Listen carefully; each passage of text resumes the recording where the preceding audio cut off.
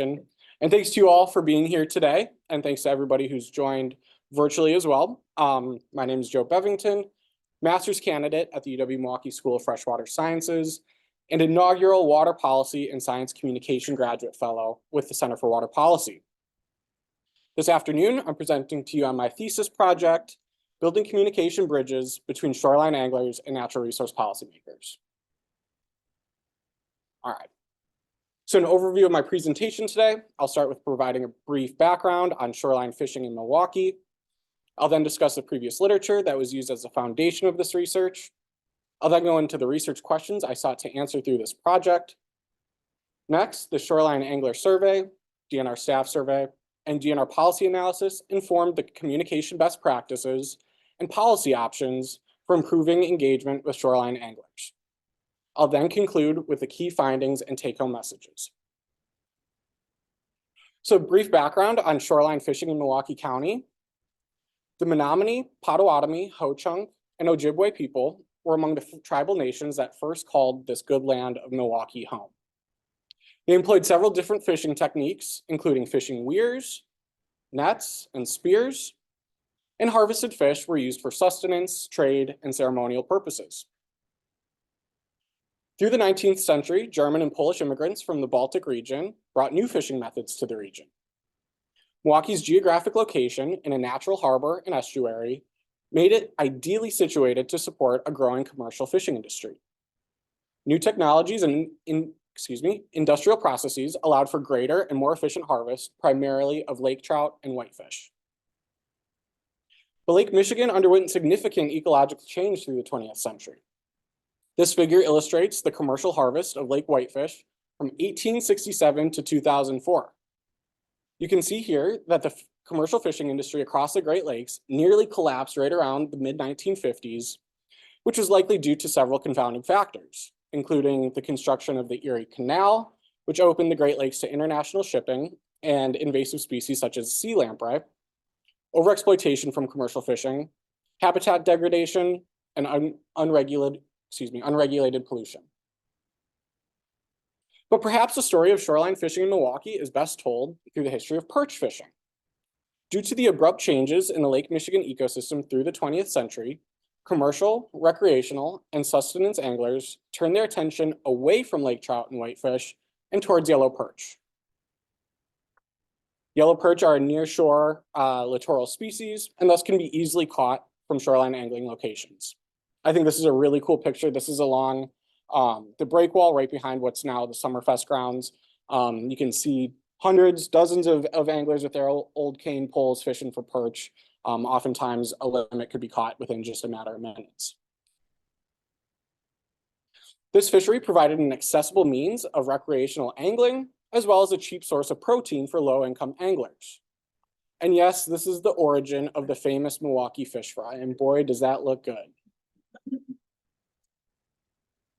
But unfortunately, following another wave of invasive species, this time invasive dracinid zebra and later quagga mussels in the late 1980s and 1990s, the Lake Michigan perch fishery collapsed to near zero.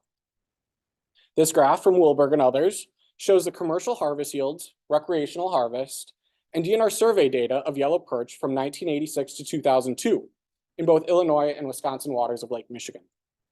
As you can see, by the mid-1990s, perch had nearly disappeared from commercial and recreational harvest and DNR survey data and has never fully recovered. So what does shoreline angling look like in Milwaukee today? Shoreline anglers enjoy a diverse fishing opportunities across the Milwaukee area. There's a multitude of access location types, including up and down the Milwaukee area rivers, along the Lake Michigan lakefront, and at the dozens of inland ponds in Milwaukee County parks. They enjoy fishing for bass, salmon, trout, panfish, and other game fish species, including this burbot, which this gentleman is holding here. I haven't personally had burbot myself, but people call it freshwater cod, and it's supposed to be excellent, excellent table fare. I think Laura or Aaron could attribute to that. In recent years, habitat restoration, dam removal, watershed remediation have all improved shoreline fishing opportunities in the Milwaukee area. So with the stage set, here's a conceptual roadmap of where we're going from here. This project started with a literature review, which formed the basis of my research. I then developed a three-pronged research approach, which included a shoreline angler survey, an analysis of DNR policy documents, and a companion DNR staff survey to gather data on shoreline anglers, stakeholder engagement, and communication strategies from both shoreline angler and DNR perspectives. With these findings, I was able to develop communication best practices and build a framework of policy recommendations that can enable the DNR to more effectively reach shoreline anglers. But first, I needed to understand who shoreline anglers are, what motivates them to fish, how they receive information about fishing, fishing opportunities, regulations, opportunities to participate in management or other policy decisions. So this literature review allowed me to identify knowledge gaps, formulate research questions, and provided the methods I used to answer these questions. So what did previous studies say about who anglers are? Their motivations, their sources of information. Lauber and others in 2017 found Great Lakes anglers represent diverse educational and socioeconomic backgrounds, but are racially homogeneous, with 94 to 97% of Great Lakes anglers being white. Furman and others found in Key West, Florida, they also vary in their motivations. Some prefer catching big fish, others prefer catching a lot of fish. Some like keeping fish to eat. Myself, I prefer all three, but it's neither here nor there. And a Lake Michigan angler survey by Legler and Bradshaw back in 2021 found that anglers have different preferences. Some prefer to have more harvest opportunities, others prefer to have less harvest opportunities, and they vary in their techniques and methods. And lastly, Schrader and others found in Minneapolis, Twin Cities area that shoreline anglers utilize different sources of information on fishing opportunities. Many prefer online sources such as blogs, posts, social media, that kind of thing. Others prefer to get their information on fishing from bait shops, while many prefer to receive their fishing information from conversations with other anglers. These previous studies shed light on different aspects of angler behavior in different study domains. However, shoreline anglers in Milwaukee, their characteristics, interests, motivations, had not yet been quantified, that is, until now. So based on the body of previous literature, the study aimed to fill knowledge gaps by considering the following questions and hypotheses. First, what are the demographics, motivations, and sources of information within the shoreline angling community? I hypothesize that shoreline anglers represent a racially and socioeconomically diverse stakeholder group. They'll tend to prefer harvest-oriented fishing opportunities, and their primary sources of information will be social media and through conversations with other anglers. Second, how are the perspectives of shoreline anglers received by DNR fisheries managers? And I hypothesize, based on my literature review, that the DNR primarily relies on public meetings and creel surveys as a mechanism for soliciting stakeholder input. And third, what are the most effective communication strategies for delivering policy information to shoreline anglers? I hypothesize that effective communication strategies include easy to access online resources, information posted at common shoreline fishing locations, and targeted marketing at local bait shops, with all this information translated into various languages, including Spanish and Hmong. So to start answering these research questions, I first needed to gather data on who shoreline anglers are, why they like to fish, and how they prefer to receive fishing information, and did so by conducting a shoreline angler survey. My methodology followed that employed by Furman and others in Key West, Florida back in 2021, which included a creel survey of shoreline anglers. And just for context on what a creel survey is, the term creel has its origin in creel baskets. These baskets, typically made of wicker, were traditionally used by anglers to hold harvested fish, primarily trout. Water can flow freely through them, allowing fish to stay alive and fresh until it's time to eat. So if anyone in the room is thinking about graduation gifts, these are available on Amazon for $17.99 and free 2-day delivery. But back in the day, biologists would gather data on what was being caught and kept in anglers' creels, thus the term creel survey. The term has evolved and today broadly means evaluations of anglers to gather biological, resource use, or angler preference data. Creels are typically conducted in person at fishing locations, but can also be administered through a variety of off-site or digital means as well. So my creel survey was randomized and stratified by location type, including lakefront, river, and inland pond locations, to account for the various shoreline angling access types across the Milwaukee area. Time of day was also randomized. I had 3 shifts during daylight hours, from 7 a.m. to 11 a.m., 11 a.m. to 3 p.m., and 3 p.m. to 7 p.m. to reach different angler groups. The survey was primarily administered vocally, with survey responses recorded in Qualtrics on a mobile tablet. But I also had a written questionnaire available to be filled out by hand, and these written questionnaires were translated into Spanish and Hmong as well. I also had an online survey available and could be shared with a QR code linking back to the Qualtrics survey. I also conducted a secondary survey, which is administered to targeted Milwaukee County shoreline angling Facebook groups. So here's an example of my survey schedule. And here's a map of the 34 shoreline angling locations where I conducted my surveys. Anglers were contacted out of 24 out of 34 of these locations. And I have to say, this was a really fun way to spend my summer. I like to say, God bless you. I like to say I was fishing for fishermen this summer, but I'd be lying if I said I didn't wet a line a time or two myself. The questionnaire used for the survey included resource use questions replicated from the Legler and Bradshaw 2021 Lake Michigan Angler Survey, and also incorporated questions on demographics and angler perspectives from the Furman 2023 study, and included questions on angling motivation, satisfaction with fishing opportunities, sources of information, public participation, and demographics. As a result of this survey, from June to September 2023, I conducted 52 survey sessions, spanning 175 survey hours. 104 surveys were completed out of 138 anglers contacted, yielding a 75% response rate. 4 of these surveys were administered in Spanish and 0 were administered in Hmong. An additional 30 survey responses were collected from social media, resulting in a total of N equals 134 shoreline angler survey responses. From the Shoreline Angler Survey data, I found the racial makeup of shoreline anglers closely reflects U.S. Census data from Milwaukee County, though there are differences within the proportions of minority groups.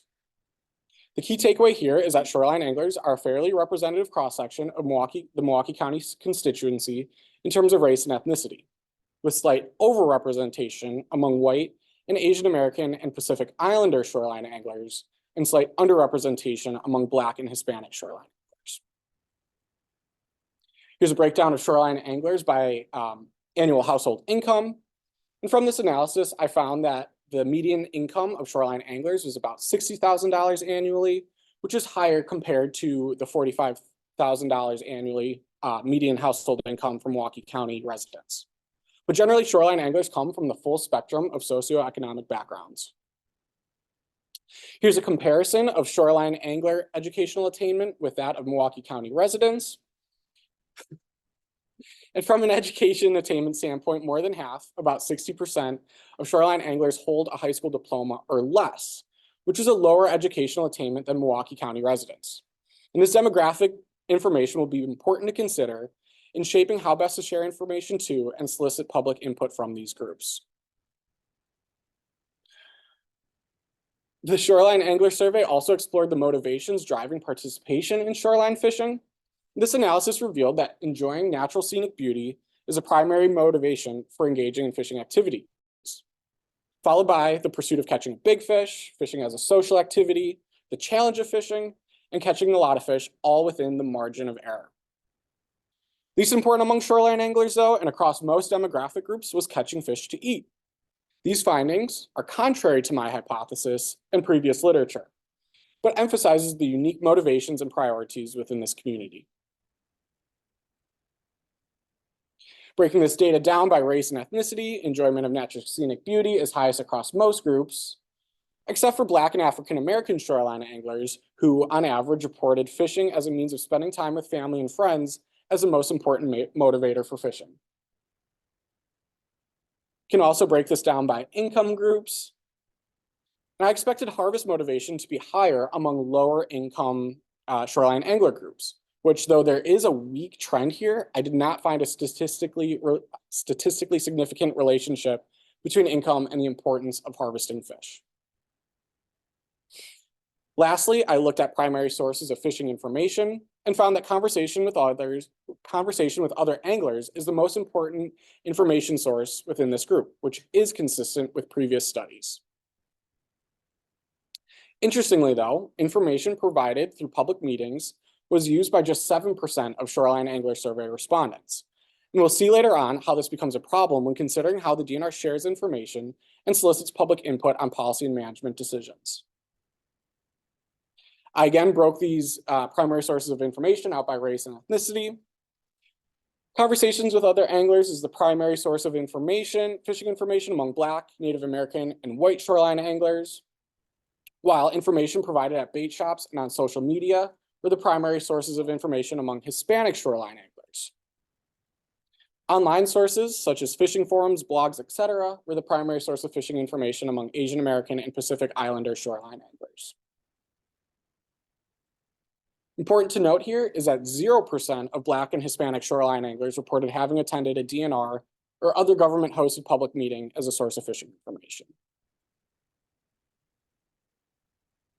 I also broke the primary sources of fishing information out by income. And again, conversations with other anglers is the most utilized source of fishing information across all groups, while public meetings was by far the lowest. And here I have it broken out by educational attainment groups. There is a signal of lower educational attainment shoreline anglers being related to a reliance on conversations with other anglers and information provided at bait shops as primary sources of information, and social media, online information, and DNR sources being more popular among higher educational attainment shoreline anglers.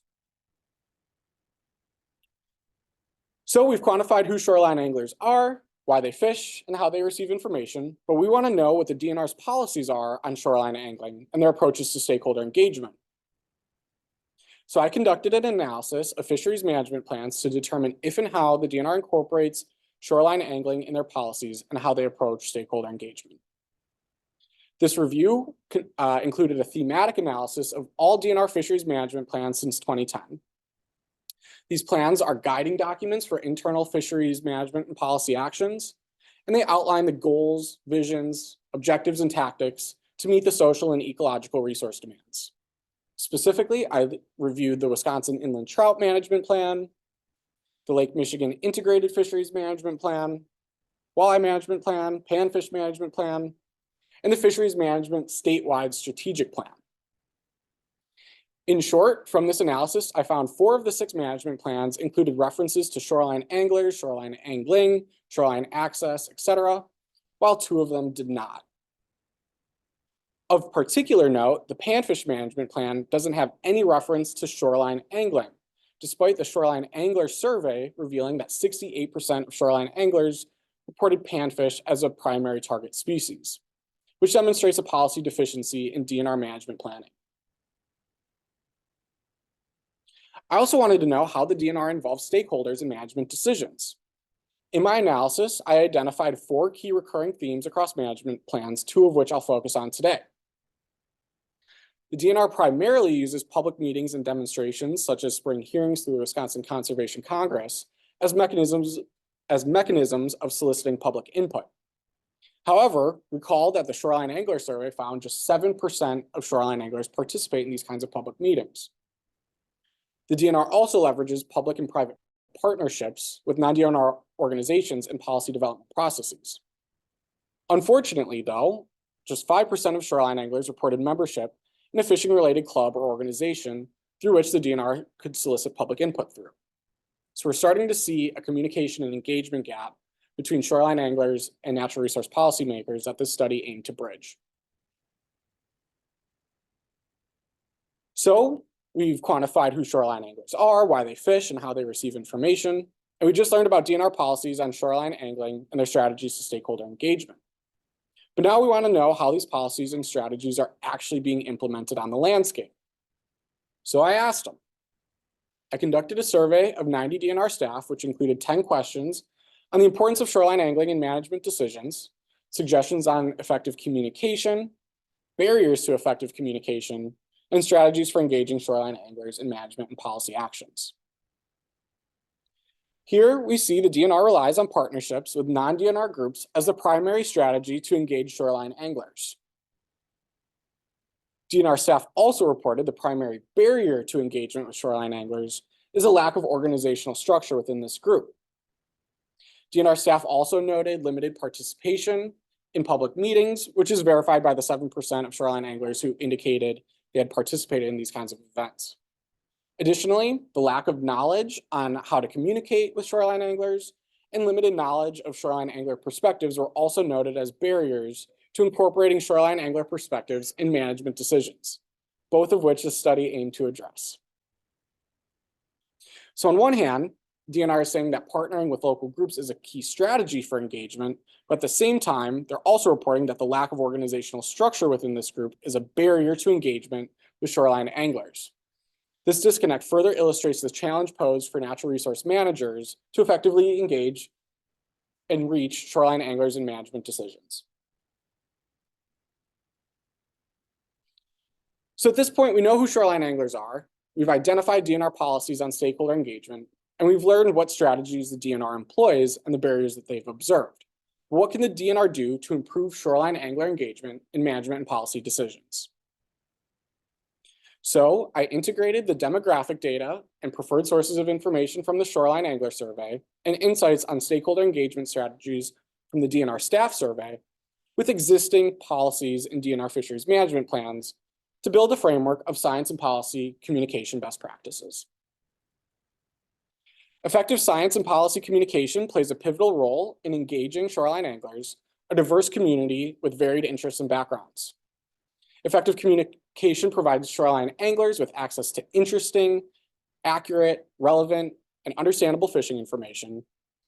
And by fostering engaging, accessible, and informative communications, policymakers, scientists, and resource managers can empower shoreline anglers to contribute meaningfully to decision-making processes. How do we do that? First, it's important for the DNR to tailor communication strategies to the demographics of the shoreline angling community.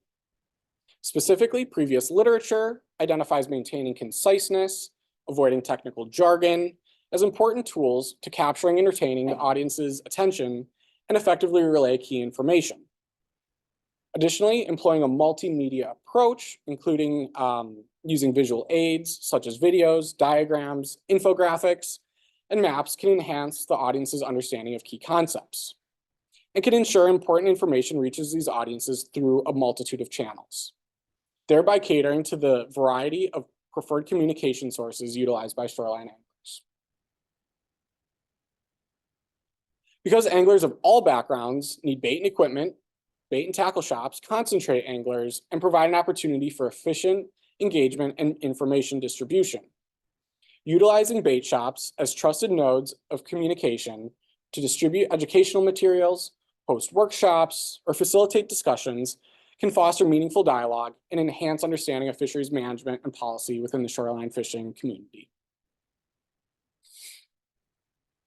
The DNR staff survey found a primary barrier to engaging with shoreline anglers is a lack of organizational structure within this group. Additionally, the review of existing DNR policies on stakeholder engagement found several examples of plans that aim to explore and develop new partnerships with a diverse angler base.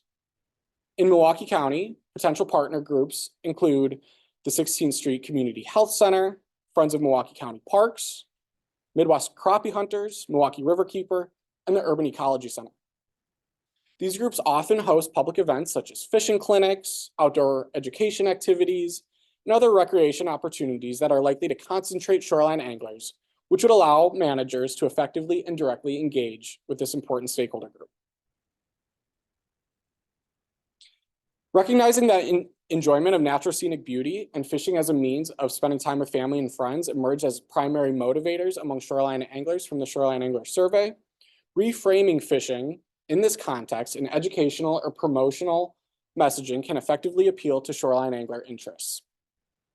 By promoting fishing in this context, the DNR can appeal to the motivations of shoreline anglers, particularly those from minority and lower income groups. In doing so, the DNR can increase participation among interested people in these groups. This, paired with more targeted public outreach through community groups, can result in more diverse perspectives being incorporated into fisheries policy. Additional communication best practices include incorporating and expanding fishing opportunities on web-based mobile applications, and employing innovative and cost-cutting creel survey methods. But in the interest of time, I'm not going to detail these strategies. So if you're interested in learning more, I'll refer you to my thesis document, which will be posted on the Center for Water Policy's website in the coming weeks. In summary, these science and policy communication best practices provide a framework for building communication bridges between diverse stakeholder groups and natural resource policymakers.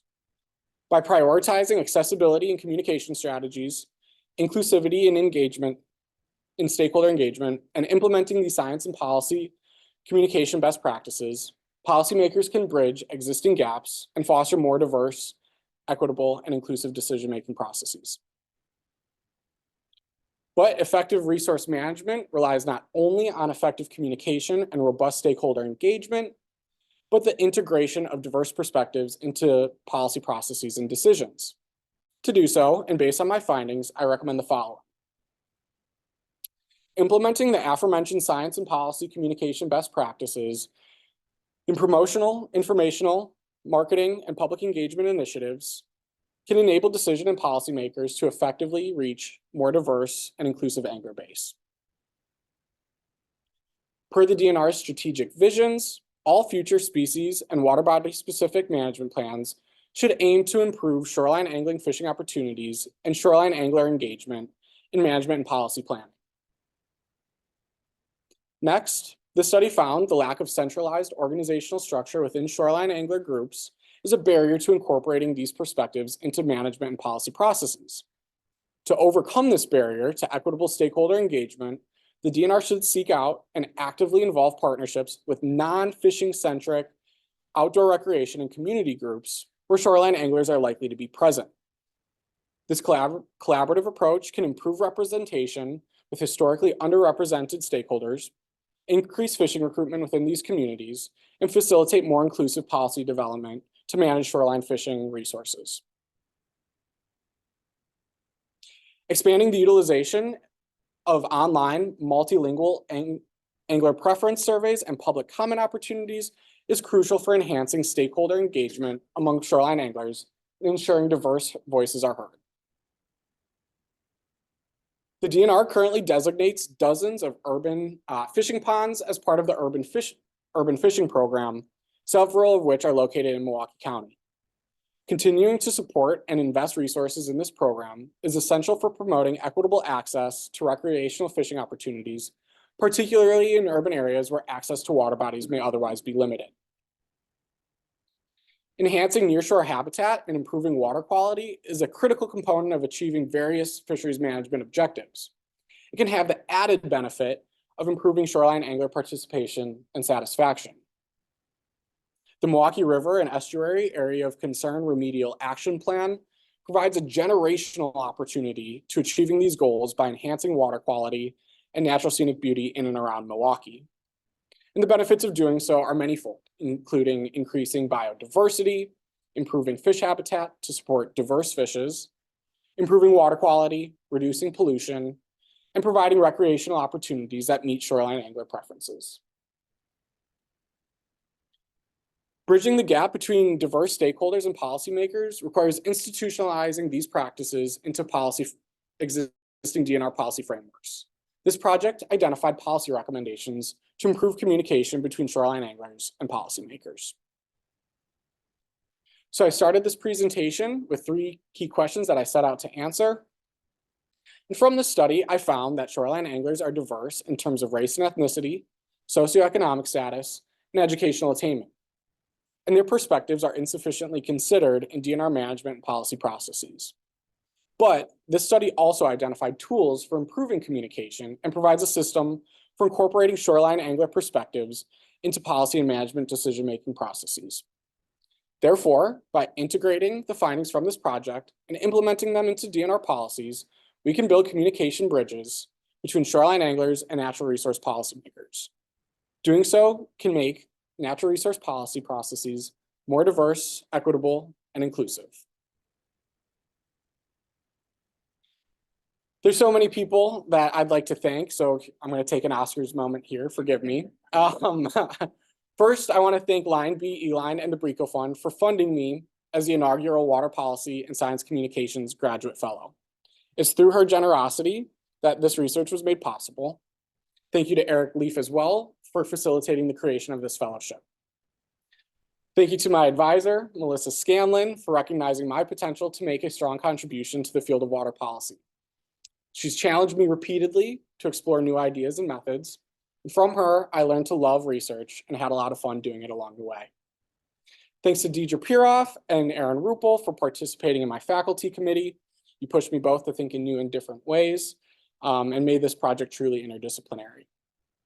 Thanks to Tom Hansen for helping with the tech stuff today. Thank you to the Center for Water Policy staff of new and old, Erin, Marilyn, Cora, Raj, Anya, Andrian, hopefully she's online, for your support over the last 2 years, but especially over these last few weeks. Special thank you to the DNR fisheries staff who helped identify research needs, develop methods, and were available to bounce ideas off of. We have here today the Southern Lake Michigan Fish Team, Laura, Aaron, Cheryl, Brad, thanks for being here. I'd also like to thank Alex Latska and Paul Cunningham for your mentorship and guidance over the years, and Todd Kalish and Brooklyn Steenbach for providing background information and data used in this study. Thank you to the faculty here at School of Freshwater Sciences. You made my graduate education enriching and enlightening. Aaron Thiel and Mal Call, I don't know if they're here, I don't think they made it, but thanks to them for their academic guidance over the last 2 years. To my mom and dad, John and Lisa Bevington. You may not have always understood what I was doing or why I was doing it, so thank you for trusting my vision and supporting me for the last 30 years. I hope you're proud. To the rest of my family, brothers, in-laws, grandmas, grandpas, aunts, uncles, and cousins, I love you all. If you're online, I love you guys. And most importantly, thank you to my wife, Brianna, for helping me pursue my dreams. You sacrificed more than I could ever ask for to allow me to achieve this goal. I couldn't have done it without you, and I'm forever grateful. With that, here are my references. I'm happy to take any questions or comments that you have.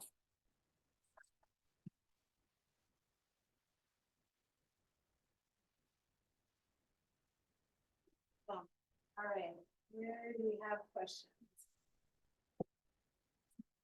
I was wondering how you translated. Yeah, so I use Google Translate to start and then sent it to, I forget what the program is called.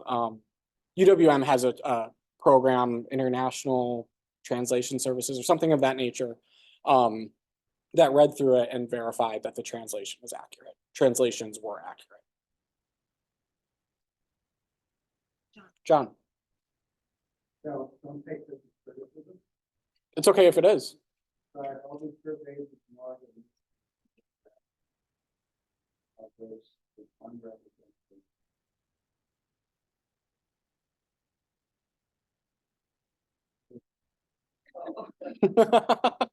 Young people. So, in more detail, which everybody I talked to is being learned. And we were before firefighting. We were pressed. Okay. Hosting. You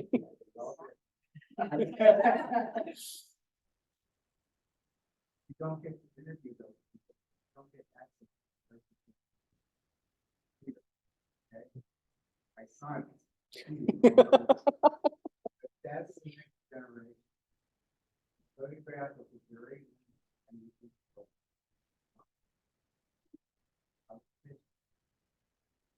that's how you do it. And communication is about the legal places.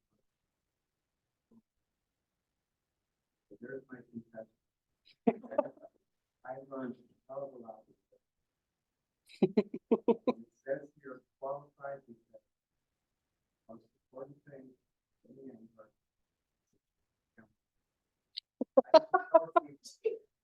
like that fishing. And that's what we, everybody does.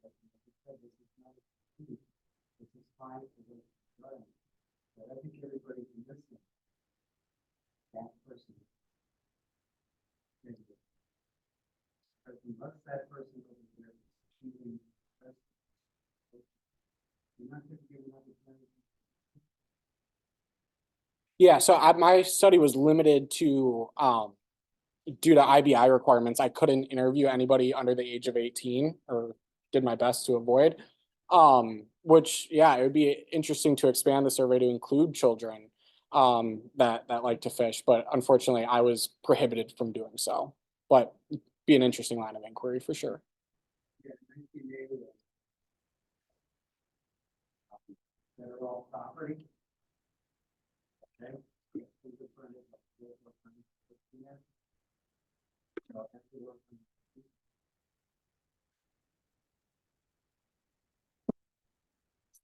Yeah, how much can you trust this data? Because we all know how much anglers like to lie. They were right. Okay, well, I see another question in the back.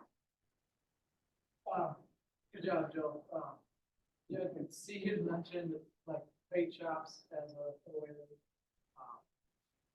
pull some stuff there. Hearing some stuff. There's also a big showing for like gathering information. And I don't know if you've looked at breakdown and what. I'd be interested to see like breakdown for those visiting the bait shops and getting their information there versus online. So going off of the only piece of information down are going to be more on that online portion. Well, we can't post on YouTube to gather their attention, but they'd be most effective. We have been trying to post our videos and public input, recording on meetings, and putting that stuff online, so it's more available for more than just the guys that show up. It's Sure. the same people. Yeah. And that, Amazon, of course, over the so we've seen like the Lauren branch off, paper saw like 50%, and we're seeing stuff online. We're trying to focus more on that online, but it's like opposite to see bait shops and online. Different demographics. Sure. Splitting, the more you split your effort, you only have a limited amount. The more you split, becomes reach. Certainly. Yeah, so I have data and could certainly do additional analyses to look at how different age groups prefer to receive information. I think that would be really interesting and useful. I just didn't do that as part of my study, but if you're interested, I could either share it or do that analysis for you. But this study focused on really a subgroup within the broader angling community, which is shoreline anglers. And the findings from this study, the preferences to receive information from bait shops may not be replicated across different user groups. Boat-based anglers may prefer to receive information by a different way. So this study is just focused on shoreline anglers, and it's really up to you as natural resource managers. And I think there's a future study coming down the pike here that will look at what kind of contribution shoreline anglers make to overall fishing pressure. And knowing that would be useful to you all to determine how important is it to implement these policies. If shoreline anglers are just a small portion of overall angler effort, then it may not be as important.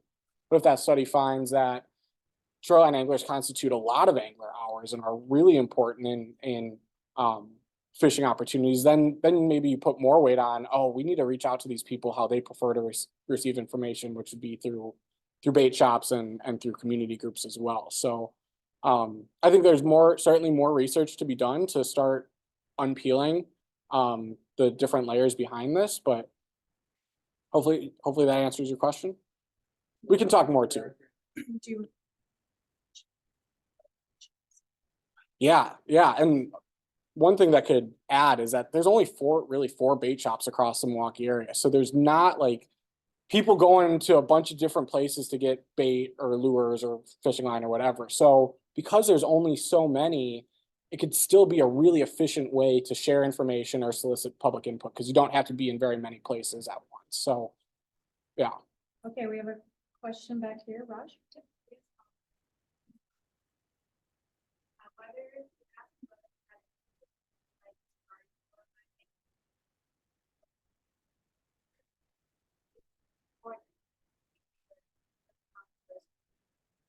Yeah, and that was a line of inquiry when I planned this study out, I was interested in, well, how do Lake Michigan anglers differ from shoreline anglers that utilize Milwaukee County parks, for instance. I have that data and again could certainly explore it, but within the confines of a 2-year master's project, I just didn't have the bandwidth to explore that. But I'm certainly interested in that question as well. I think there's some others within the DNR that are interested in that question. I have that data and is certainly ripe for additional analyses.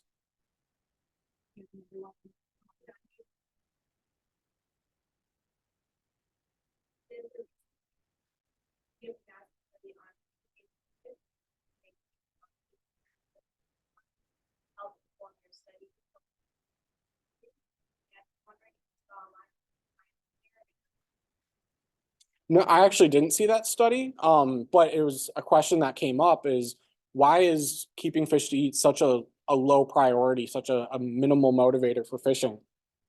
And I hypothesize that perhaps one reason is the efficacy of fish consumption advisories. I didn't explore that, and I do suggest in my thesis that that would be an area for future study.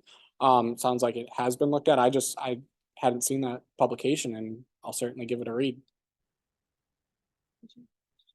That was actually my question. I was sort of surprised by the low number of people who got special parts.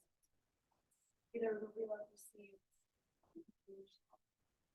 Yes, the question is really these are what the policy.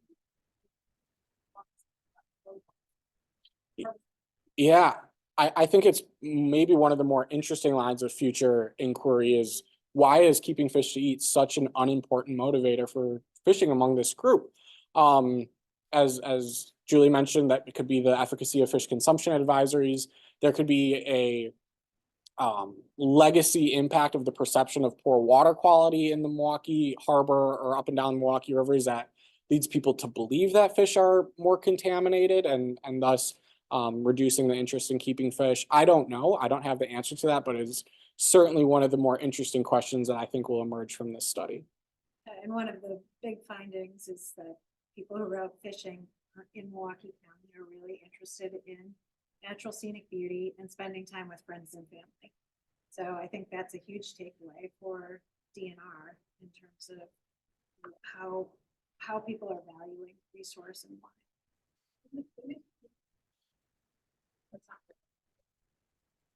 Not like why. Oh, so just like a side. A secondary benefit, yeah. Good. We've in the other surveys asked that question why seeing environmental outdoors that kind of stuff consistently ranks high. Keeping fish for consumption ranks lower, but I don't know if it ranks low as food science. Yeah, I I could. think it would be eating reasons fish would match up pretty well. As far as consumption. And it probably varies by user groups and what people primarily target. So there's likely a lot of variation within that harvest motivation. But fishing opener was this weekend, and I saw on social media, DNR was promoting it. It was all go out, catch big fish, catch a lot of fish. And it's like, what if the DNR considered promoting fishing as, hey, get outside. This is a great way to spend time with your kids or your grandkids or whatever.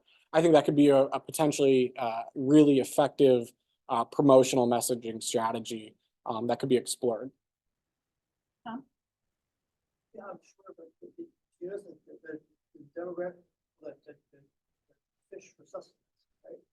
And now you may not reach the levels for your study, but I mean, I would think that might be a group that's a little more hardcore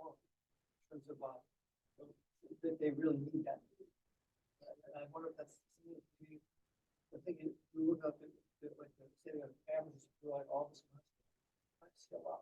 You might see a much sharper difference. Sure, and there certainly is an issue with sample size in this study.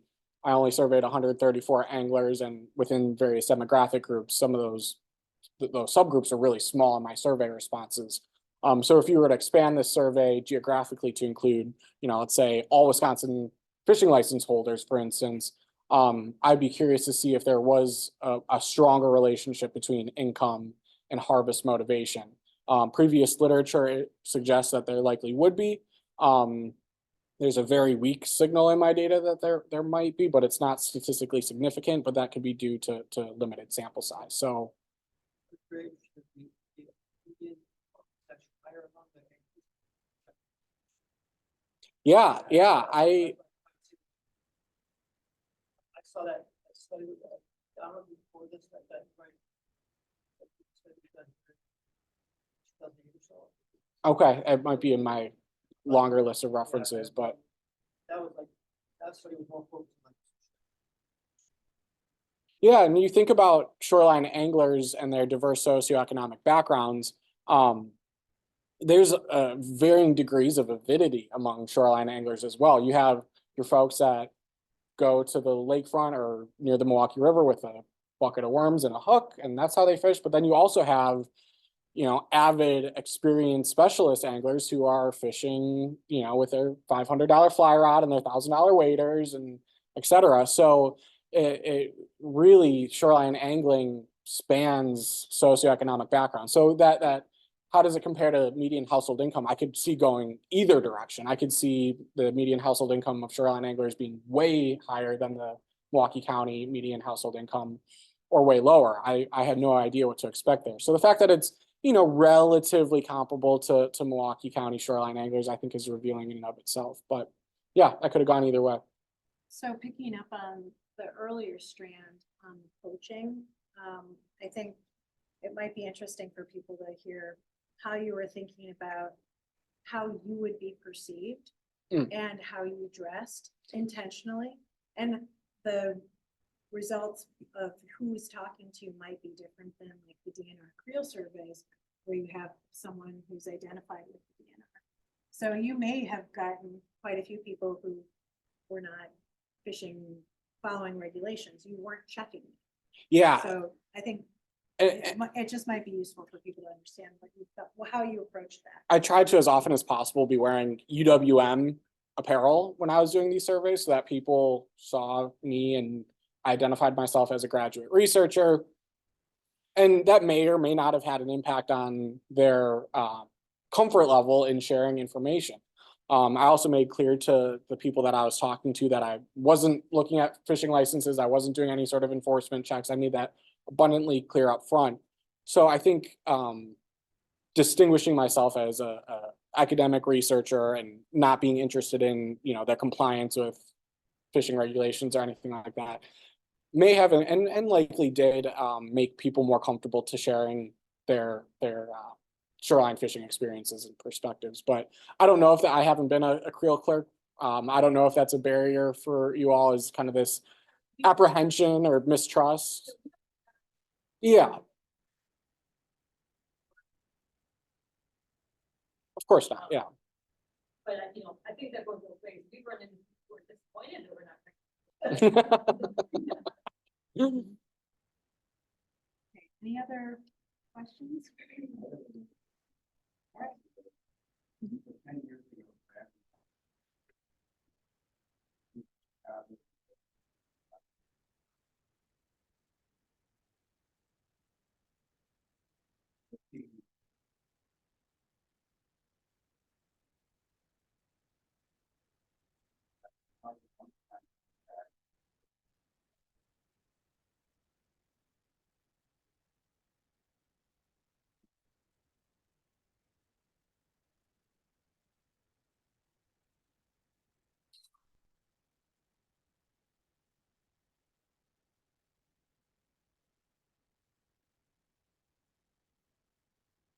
And to elaborate on that, this is just an anecdote, but I saw a lot of people on the right near the Summerfest grounds by that lighthouse jigging for gobies right off the side of the break wall there, and I didn't understand that.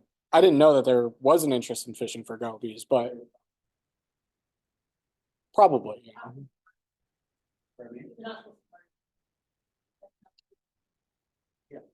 I wasn't there for enforcement, so.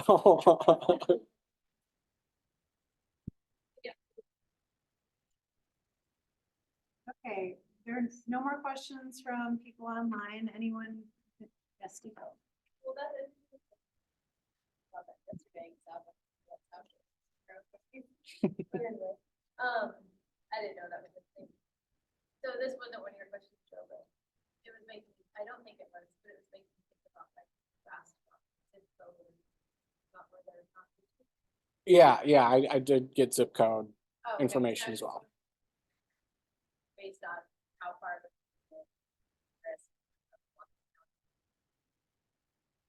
Put that in there. Yeah, no, I have zip code information, so we could identify how far people traveled and do a travel cost analysis. I mean, I don't know if other people have experienced this in their graduate studies, but the amount of data I have is insane, and there's just no, it could make a lifetime of research out of the data that I've collected.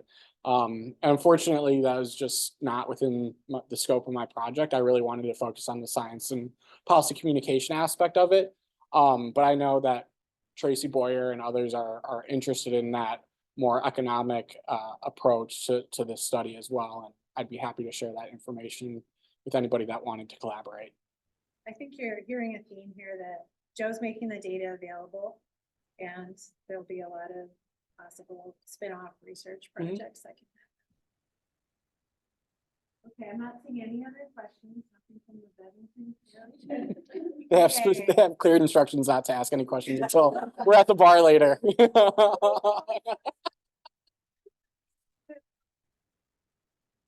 Oh, yeah. Let's give Joe a round of applause. Thanks, everybody.